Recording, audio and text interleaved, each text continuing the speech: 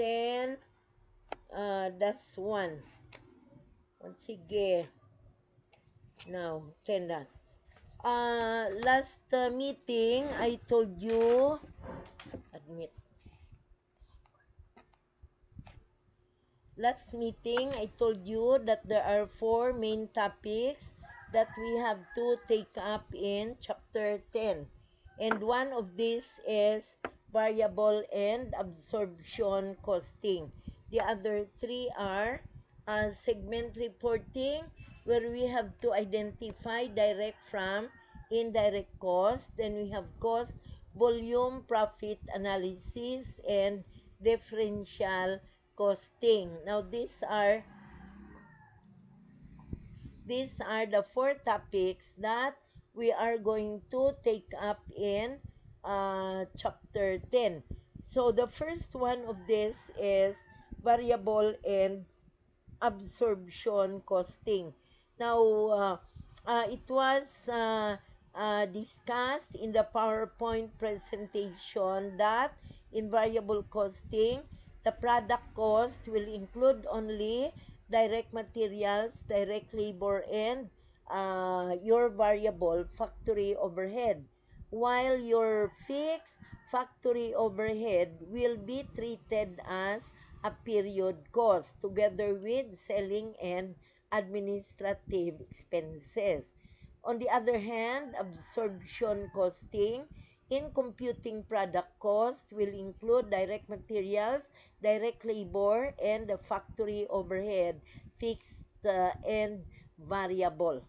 And I also told you that variable costing may also be called direct costing, or variable costing. And absorption costing may also be called full costing.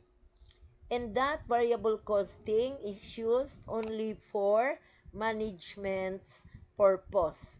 That variable costing is not in accordance with generally accepted accounting principles, and that the Bureau of Internal Revenue will not accept the use of variable costing in computing for the income tax. So, in other words, in accordance with generally accepted accounting principles, it is absorption costing that will be used. Okay, now we go to 10-1. In 10-1, the requirements are compute for the unit cost to production under absorption and variable costing, and determine the cost of the ending inventory under both methods of costing. So in 10-1, we have letters A and B. In A, we have absorption costing, or AC, and variable costing, or BC. So for absorption costing, we include direct materials, direct alin gids po no?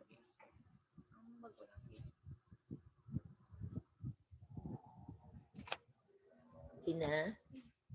Wala record.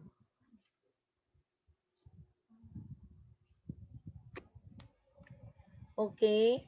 So again, under absorption costing, the cost of the product will include direct materials, direct labor, variable, and fixed factory overhead. So in other words, all the factory overhead costs. Whereas in variable costing, we only include direct materials, direct labor, and variable factory overhead, while we exclude fixed factory overhead, as this will be treated as a period cost. So it means that the product cost will be lower in variable costing. It will only be 15.20 per unit as compared to 17.60 under absorption costing. Now, since the company produced a total of 25,000 units, and it sold only 20,000 units, in other words, you have an ending inventory of 5,000 units. Sold was only 20,000 units. Next, in E10-2, we are going to prepare comparative income statements for variable and absorption costing, still using the information in 10-1. So we have now the comparative income statement. If the company produced 25,000 units, it sold only 20,000 units at $25 per unit. And in both methods of costing, you have the amounts for sales the same. Then for cost of goods sold under absorption costing, the 20,000 units sold will be multiplied by 17.60, the cost per unit. And under variable costing, it will only be multiplied by 15,000 units, so meaning a lower unit cost. So it gives us the gross margin for absorption costing. You call it gross margin or gross profit.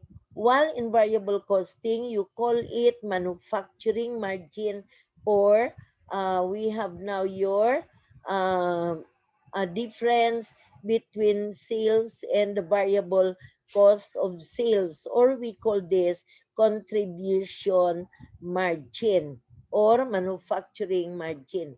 And under variable costing, we have fixed factory overhead treated as period cost, just like selling and administrative expenses. So we now have the total deducted from the manufacturing margin or contribution margin. So it gives us net income of 96,000, but under absorption costing, we have 108,000. Now, going back to the guide, no, we have the summary of rules that we have, stating that number one, if production is equal to sales, the net income under both methods of costing will be the same. Rule number two, if production exceeds sales, the net income under absorption costing will be higher than that under variable costing. And rule number three, if sales exceeds production, the net income under variable costing will be higher than that under absorption costing. So in this problem, rule number two applies. Production is 25,000 units. Sales is 20,000 units. So production exceeds sales. And so your net income is higher under absorption costing as compared to variable costing. Okay, next we go to E10-3. In E10-3, we have to use variable costing and absorption costing. The Chief Executive Officer of Acadia Incorporated attended a conference in which one of the sessions was devoted to variable costing. The CEO was impressed by the presentation and has asked the following data of Acadia Incorporated be used to prepare comparative statements using variable costing and the company's absorption costing. So we have the following data: direct materials, direct labor, variable factory overhead, fixed factory overhead, and fixed administrative and marketing expenses. The company produced 18,000 units during the period, while only 70,000 units were sold for 700,000. Prepare an income statement under VC and second under AC. Round unit cost to 3 decimal places. So we are now going to prepare two income statements. But before we prepare this, we are going to get the needed data. So in production, the material unit cost is 1.125 taken by dividing total material cost by the units produced. Then for direct labor, we have 1.50, variable factory overhead 4.75, and fixed factory overhead for 1.875. Now, with the statement of income or income statement, under variable costing, we begin with sales, then we deduct the variable cost of goods sold by including materials, direct labor, and variable overhead. Since we are using variable costing, we do not include as product cost the fixed factory overhead. It will be treated as a period cost. So your product cost will end up to variable overhead, and the total product cost is 236,250, leaving a manufacturing margin or contribution margin of 463,750. That's now your gross manufacturing margin or a contribution margin. Then we deduct the fixed cost, the fixed factory overhead, 150,000. You did not include this in your product cost, but you are including this as a period cost. Together with fixed marketing and administrative expense, so we have the total of 330,000 for your fixed cost. So the net income is 133,750. That is under variable costing. Now, on the other hand, under absorption costing, let's prepare the income statement. Again, we have sales, and then we have the components of your cost of goods sold, direct materials, direct labor, factory overhead variable, and factory overhead fixed. Now, we have the total cost of goods sold, and we have the gross margin as the difference between sales and cost of goods sold. So we have now the gross margin and deduct fixed marketing and administrative expense. We have net income of 152,500. Now take note that your fixed factory overhead is included as part of your cost of goods sold, whereas in variable costing, it's not included. Your 131, 250, your fixed overhead of 150,000 is included as a deduction from your gross profit for your period cost under the variable costing method. Now, going back to the guideline that we have, if production exceeds sales in problem 10.3, your production is 80,000 units, your sales is 70,000 units. So we have now your net income, the first 152,500 minus 133,750. That difference is due to the fixed factory overhead included in the ending inventory.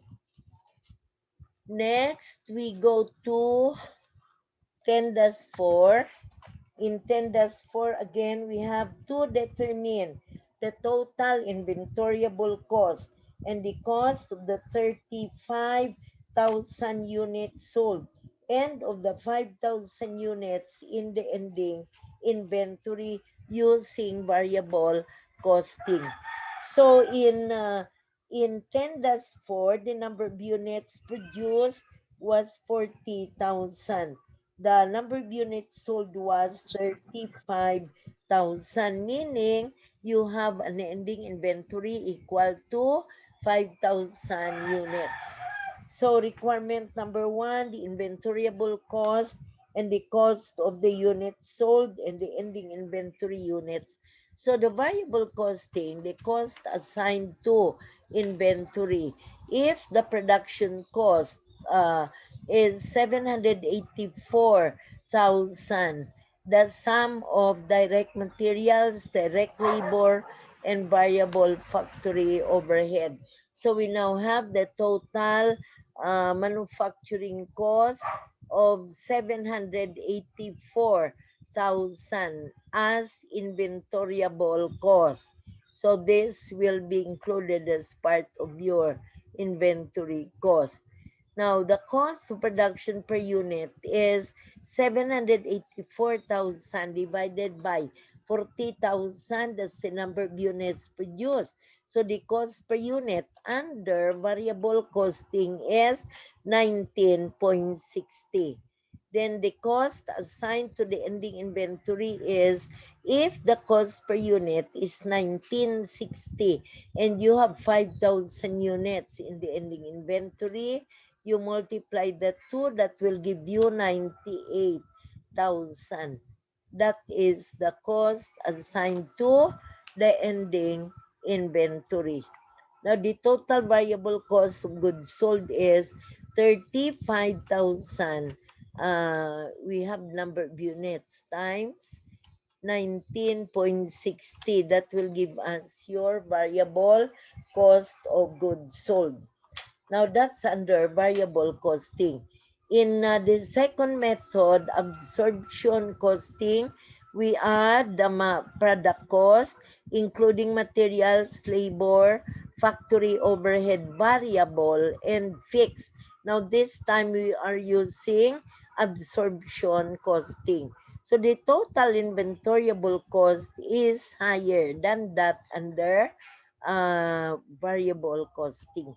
So we have now the total inventoriable cost, and from this total, we are going to determine the cost of production per unit. So the cost of production per unit, it's 20.52, and the cost assigned to the ending inventory is 5,000 units times 20.52.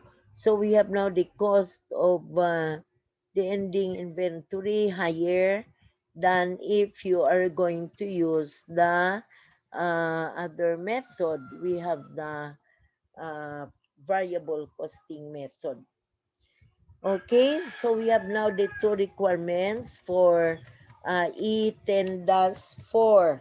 E10-4 involves production of 40,000 units, but only 35,000 units were sold, and the 5,000 units are in the ending inventory.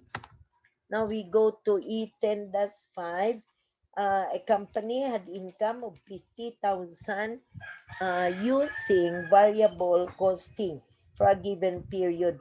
Beginning and ending inventories for the period were 18,000 units and 13,000 units respectively. If the fixed overhead application rate was $2 per unit, what was the net income under absorption costing? Now take note that what is given is the net income of 50,000 under variable costing. And that your number of units in the inventory beginning was 18,000, in the ending 13,000. In other words, sales exceeds production, because you already have a beginning inventory and you produce some goods during the period. How come that ang imo nga ending inventory is only 13,000 units? So in other words, your sales exceeded production. The possibility that you were trying to consider uh, sales exceeding production, and so the resulting net income, since sales exceeds production, the net income under variable costing will be higher than that under absorption costing. So let's now determine the net income using AC. The net income under absorption costing differs from the variable costing net income by the amount of fixed cost assigned to the increase or decrease in inventory. So we now have the change, no, in 10-5, the beginning inventory was 18,000, the ending was only 13,000. So there's a decrease because sales exceeds production. Now, if 5,000 units is the difference and the fixed factory overhead rate given is $2, in other words, the fixed cost released from the inventory is $10,000. Now, in other words, you have your fixed cost attached to the ending inventory and now released. Okay, so we have the beginning inventory 18,000 units, the ending was 13,000 units. There was a decrease. So we can conclude that sales exceeded production. 5,000 units times 2, the fixed factory overhead per unit. So we have now 10,000 of the fixed cost released from the inventory under absorption costing. The net income under variable costing is 50,000. We deduct the fixed cost released from inventory of 10,000. The net income using absorption costing is 40,000. Now, guide rule number 3. If sales exceeds production, the net income under variable costing is higher than that under absorption costing. And it's correct because the net income under variable costing is 50,000, but that under absorption costing is only 40,000. And finally, we go to E10-6, but we still have P10-1 and P10-4. So in E10-6, the fixed overhead budgeted for the company at unexpected capacity of 500,000 units. So this is now the budgeted capacity. And the fixed overhead budget is 1.5 million. Variable costing is used internally and the net income is adjusted to an absorption costing net income at year end. Data collected over the last 3 years show the following. So we have now the first year, the second year, and the third year. Now we go to P10-1. P10-1, no? Uh, by the way, I'm still discussing E10-6. Balik na anay, no? Sa E10-6. Kay ang aton nga P10-1 will follow. In E10-6, your budgeted capacity is 500,000 units and the budgeted overhead cost of 1.5 million. Amo na ang fixed overhead cost. And we have now the data collected for first, second, and third year. Units produced in the first year, production exceeds sales. Second year, sales exceeds production. Third year, production and sales are equal. So we have again to be guided by the rules. If production equals sales, the net income under both methods of costing will be the same. If production exceeds sales, the net income under AC will be higher than that under BC. And the third rule is if sales exceeds production, the net income under BC will be higher than that under AC. So in the first year, we have the net income figures given. First year, 500,000, second year, 521, and third year, 497,000. Determine the adjustment each year to convert the variable costing income to absorption costing net income. Compute the absorption costing net income for each year. So we have now the adjustment to absorption costing. Kaya ang given nga net income iya sang variable costing. So we have now the units produced minus the units sold. We multiply it by the fixed overhead per unit. That's $3. Now that's taken by dividing 1.5 million by 500,000. So the budgeted fixed factory overhead of 1.5 million divided by the budgeted production at normal capacity of 500,000 units. So 1.5 million divided by 500,000 units, it's equal to $3 per unit. So, the excess of production over sales in the first year is 6,000.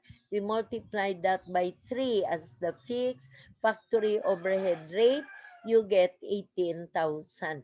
Production exceeding sales, so we have to add 18,000 to the variable costing net income we are going to add because if production exceeds sales, the net income under absorption costing will be higher than that under variable costing. That's why we are adding this to the first year. And the rule is if production exceeds sales, and that applies to year one, your net income under AC is higher than that under BC. Now, in the second year, your production is only 498,000, sales of 503,000. So, if sales exceeds production, the net income under BC is higher than that under AC. Now, please be guided accordingly by the rules. So, may proof ikaw, no? Hambalya, if production exceeds sales diri sa year 1, ang imong net income under AC is higher than that under BC. Sa year 2, sales exceeds production. So the rule is your net income under BC is higher than that under AC. That's why you have to deduct the difference of 5,000 units by 3. So you'll be